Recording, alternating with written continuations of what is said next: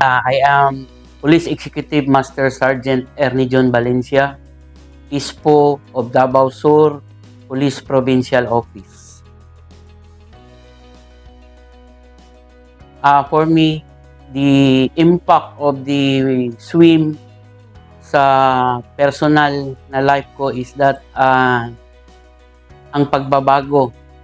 So, I become a God-fearing, God-centered, service-oriented, and a family man. So, isa po sa pagbabago ang nakita ko sa pamilya ko, being a God-fearing, a God-centered. So, before, I go to church, in our dialect is kibiil, kasal, binyag, at saka yung may patay lamang. As of this day, when I found out or I know God na nasa puso ko, I go to church every Sunday and the first Friday as a Catholic person to include my family. So being a leader or of Davao Sur PPO to set as a model to our personnel. So I set an example to follow yung sa Imbiki Swim because our personnel or our member of the organization gusto nila ang pagbabago. So ang palagi kong sinasabi sa kanila na ang pagbabago, it will start on ourselves, not to the organization. So, when we are God-fearing or God-centered, so, lahat na yan mag-follow na po. So, my sayings is in Matthew chapter 6, verse 33. But seek ye first the kingdom of God and His righteousness, and all the things shall be added unto you.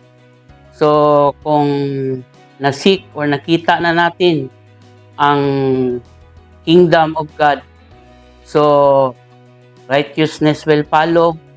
Then, we are not perfect, no, as a human being, but we can control sa paggawa ng mga mali.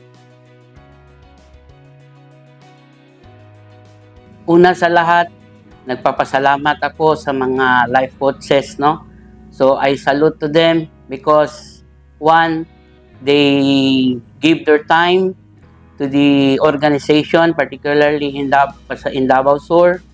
They share their knowledge and the Word of God to how to change or parang in our part as a PNP, may guidance po kami. Sana ituloy lang natin ang ating serbisyo sa PNP.